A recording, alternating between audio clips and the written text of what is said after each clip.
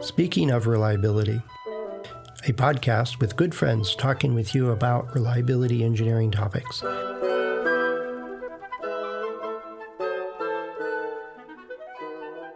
Welcome to Speaking of Reliability. This is Kirk Gray. Hey, Kirk, this is Fred Schenkelberg. Yeah, I know that you were off traveling in some tropical paradise of some sort, so I'm glad you're back and into the snowy world of expected snowy and warm. Yeah, snowy one day and very warm the next. So yeah. It must be Colorado in springtime. Yeah. But before we get into this, we were chatting briefly because we're zeroing in, I think later this year, in a few months, 4 months, I don't have it calendared out, but it won't be long. We're going to be at our 1000th episode. Can you believe that? Yeah, and I did number one. That's right. We did the first couple of them, and so I think you and I need to do a retrospective at parts. But I'd love to get one or two listeners online with us that could lay claim that they've listened to all of them, or they listened to a good number of them, or if it made a difference for you. If it really changed the way you approach something, and it made a big difference for you and your company and organization, customers, stuff like that.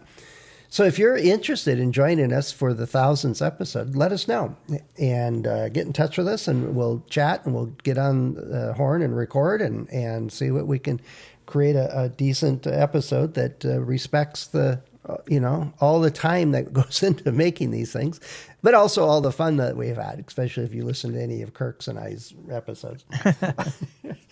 But, so I wanted to do that plug real quick, but I had a topic for you, Kirk. I was looking through a bunch of different stuff, and I'm trying to organize a bunch of information on the site. And one of them was, and I know you've seen this, is that people will try to do a phase gate review development process, or concept and development, and prepare for manufacturing and all that kind of stages. Right. And then I've seen so many organizations try to organize all the testing that goes into that. Right. And it was, let's do halt on the first prototype. Let's test like some of the subsystems. There's components. Let's do accelerated testing. Let's do this and that. Environmental testing. There's reliability growth testing. There's dozens of different tests. Oh, there's compliance testing. There's all kinds of FCC. There's just a tremendous amount that. I try to stay out of that stuff. It usually is not useful, except for being in business and being able to sell your product. Exactly. You do have to do some, you got to get your stickers on the back. Otherwise, Walmart won't carry you, kind of thing. Right. You've got a lot of stickers. In fact, I know that Dell was running out of space on their labels for all the CE and different CSA and compliance. It's part of business, but sometimes they can be useful for reliability and quality and stuff. Sometimes, what are they thinking? But so I don't get much into that. And then there's all the production stuff. We have, we're monitoring solder paste on electronics, and we're doing this and doing that. Right. And then they have in-line testing, circuit testing and functional testing and burn-in and the 8,000 variations of that. And then it doesn't stop there. And then and then it doesn't stop there. Then we end up with ongoing reliability testing that we keep sampling and looking for stuff. Right. Why do we do so much testing? Well, because things change in the manufacturing production, and design a robust component. But they don't. But okay, you get a robust part, a component from certain manufacturer, robust components and parts, and they discontinue that robust component or part, and you have to go to another one, right? And this is kind of like, their big customers might no longer use it, so it's just not profitable for them to make it. It may be a great part or whatever, or the biggest customer asks them to develop a certain, variation of that or something like that. But we don't know, and at any time, all the suppliers, unless you're a huge company like Dell or HP or whatever, and have some sway with them, that, it's most of the time all the component manufacturers are trying to improve and reduce the cost of their manufacturing of the components. And at the same time, your company, the OEM, the final producer of the system, is trying to do that and maybe lessen the cost of manufacturing. So it's always very dynamic in the production environment. I disagree. It doesn't have to be. I mean, I'm looking at It doesn't have to be. No, Well, but I mean, I'm looking at factory equipment, and they're using through-hole circuit boards for simple operation of their equipment.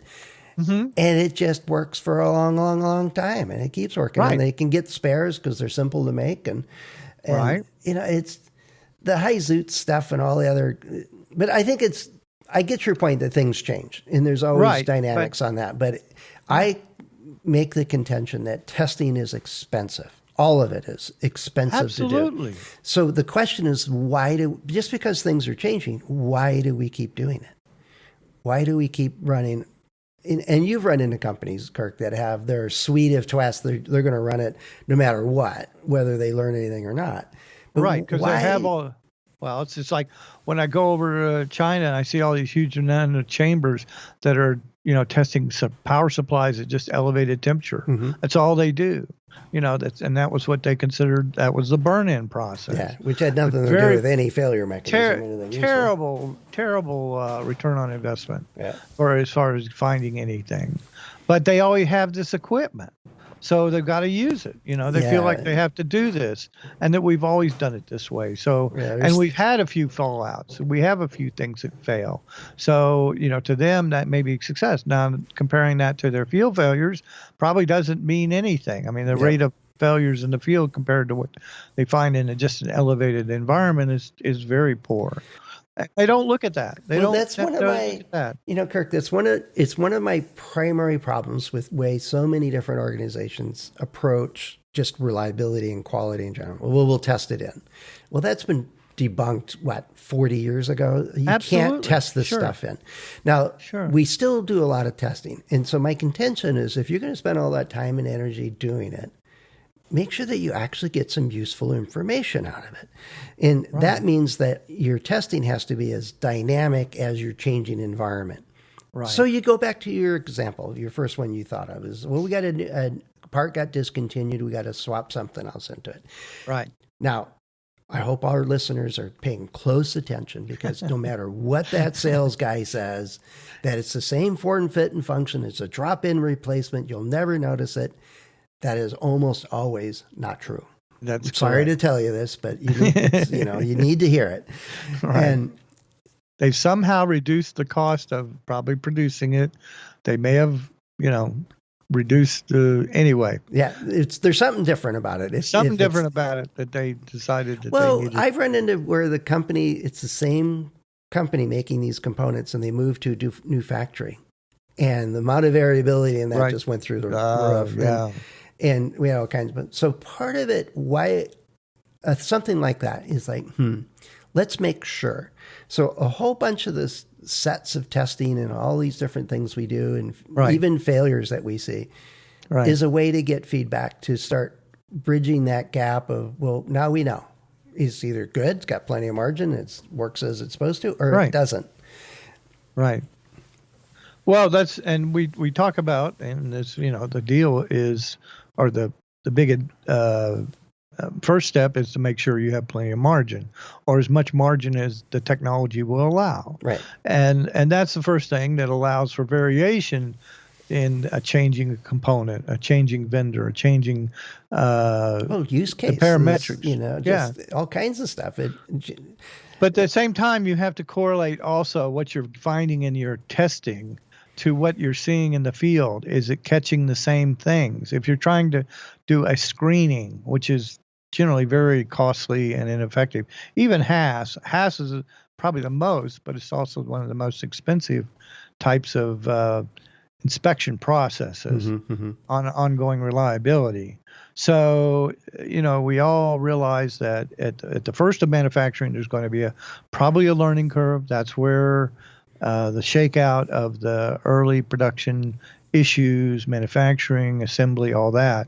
And so, after you you get something in place, and it's hard to set up a screening program. There is a tendency to want to continue it, but at some point, it really doesn't have a good return on investment if you got to a mature manufacturing level. Where you've heard my stories. This one place was testing for like 20 years, and it was a test that had absolutely nothing to do with anything that product could fail for.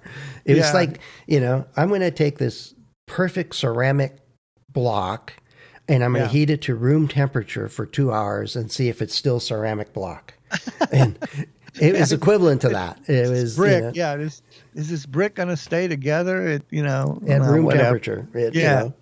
Right. In controlled environment, they call it. And some of that is just we tested it, and somebody up the chain in management says, well, we're testing it. We did the testing. Gives them plausible deniability kind of stuff. Right.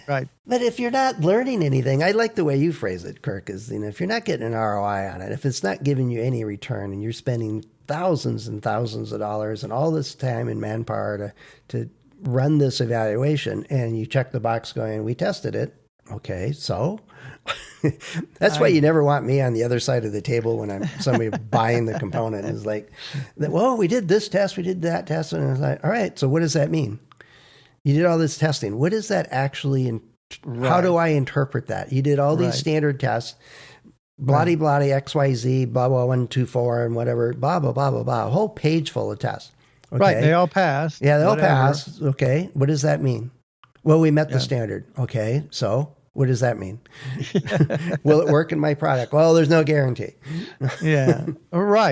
And so, you got to consider other factors, that somebody's comfortable with this, they know how to do it, they come in and do their job, and they're really not, somebody challenging that maybe threatens their department, their job, whatever.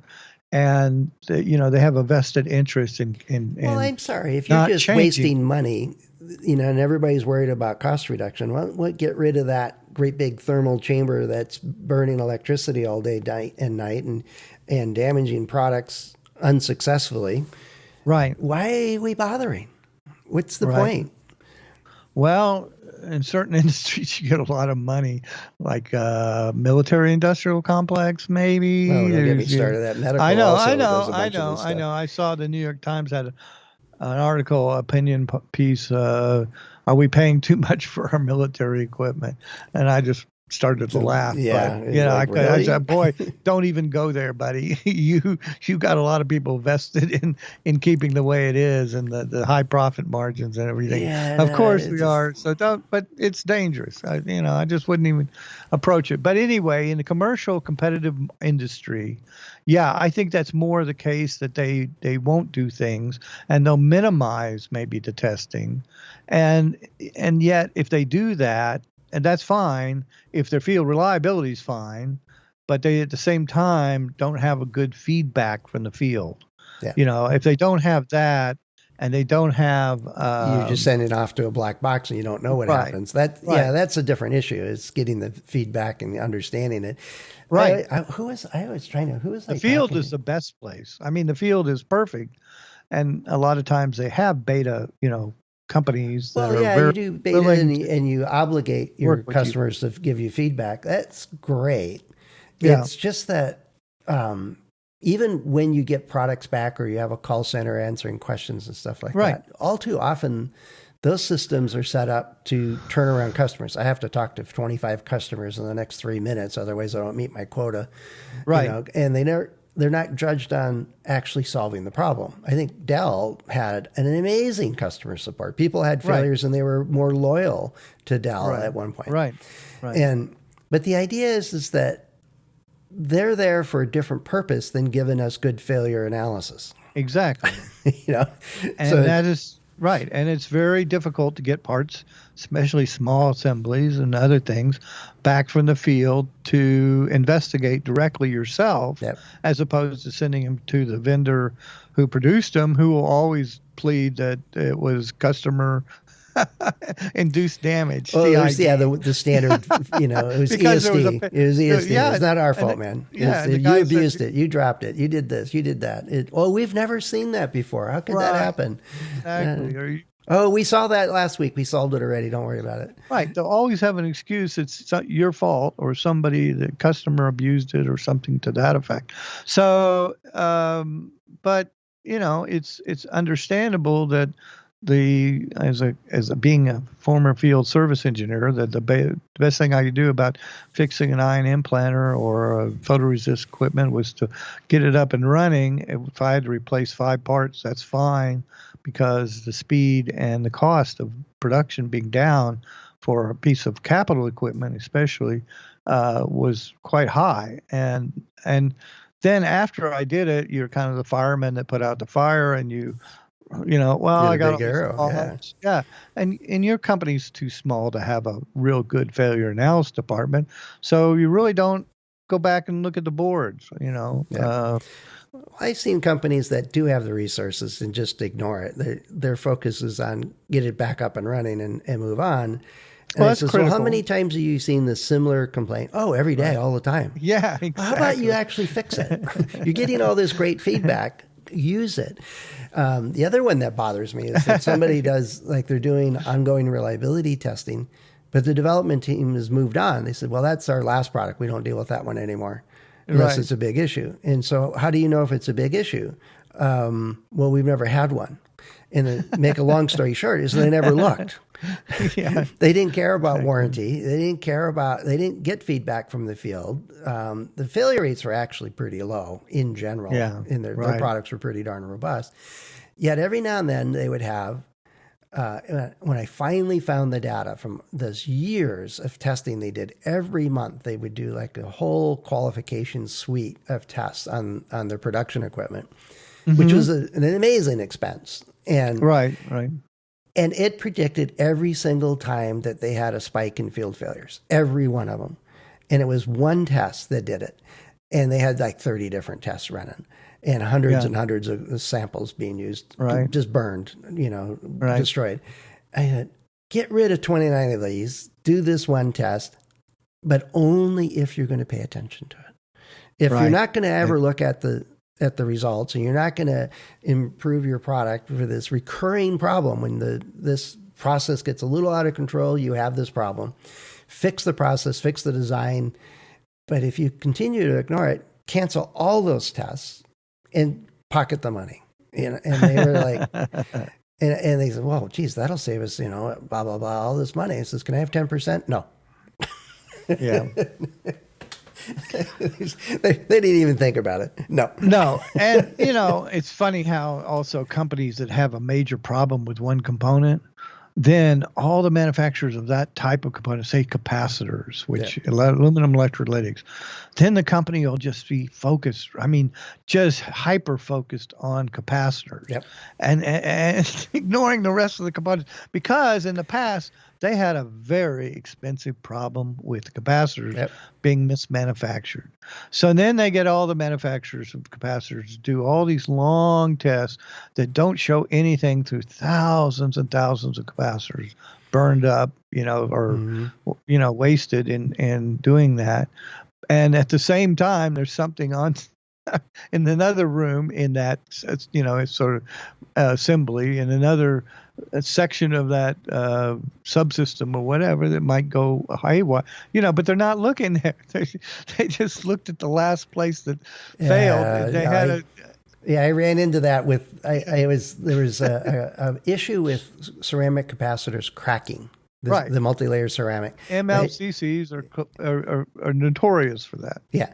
And so I had done a bunch of work with the multi-layer ceramics and how they crack and all this stuff. And so I kind of knew what I was looking for. And I went to the factory, and not the ceramic manufacturer, because of course, by the time I got involved, they'd already tested on and on bazillions of these and 3-point bend tests and how robust they are and all this other stuff. And they do crack when you bend them enough, but they weren't cracked to start with. They're ceramic. They're a piece of glass. Come on. And so I get to this factory and I'm walking down the aisle and this kid is his very first hour of employment, he's depaneling circuit boards and he's bending them. There's a little break off tabs and he's just open air, just flexing the whole circuit board. So it just makes this big arc.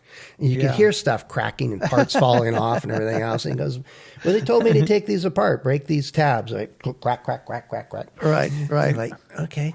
He was happy because he was going through it real quick. And oh my God. And that was after the quality guys tried to give us donuts and tell us how great their onboarding and training system was. But the idea is we get feedback, usually through testing. Not always. We get feedback lots of other ways. We have all these different things we can do. Or it's a matter of that we should do it when we use the information. Two, is we need the information. If you're going to do a bunch of stuff just because you have the chamber and you rarely get any information out of it, quoting you again, Kirk, is, well, that's not a good ROI. Spend your focus somewhere else. Right.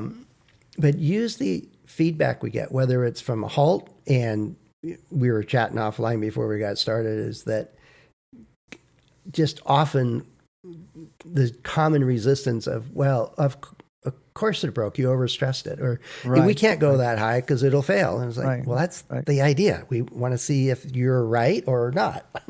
Right. Exactly. Let's see. Empirical. I mean, what do you got to lose? It's, again, we're not just, dragging this behind a truck and on the street bouncing around. Yeah. That's not the idea, that we see how we can destroy it. It's to see real limits and compare those limits. I call it comparative limit analysis. Look and compare limits and look at if you don't, I mean, everybody says, well, it didn't break. We took it up to this temperature. It didn't break. But it stopped at this temperature. And the last one, the other samples stopped at 20 degrees below, or 20 degrees above. Yeah. Right. And then there's why? something Come to on. look. Why? Let's figure it out. Investigate this, and is it?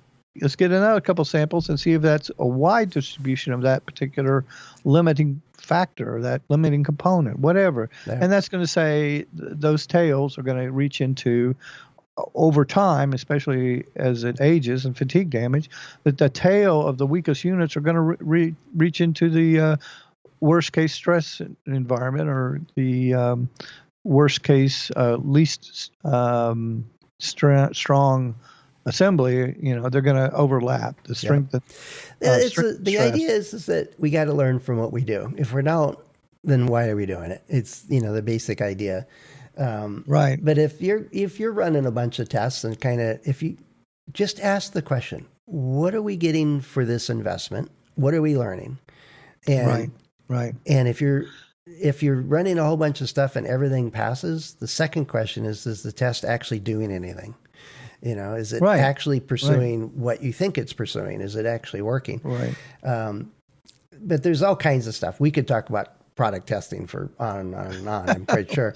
But the idea is, if you're listening to this and there's all this stuff going on, and if you got some questions or some ideas, or you'd like, what's worked for you to actually get the most out of say environmental testing, for example, that it made a big difference because you did it well. Love to hear the success stories. Or if you're doing a bunch of testing and it's costing you a bunch of time and sucking up a bunch of manpower, ask why. And then let us know what the results are of that. If just pursuing, let's do something useful here.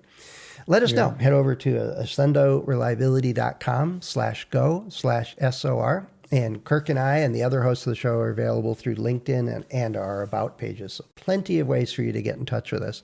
And once again, if we're getting closer to our 1,000th episode, if you've got a favorite episode, or if you've listened to a bunch of episodes and would like to get on the air with us, with Kirk and I, we'd love to chat with you about how the show has worked for you and what's working or not working and all that good stuff. So let us know.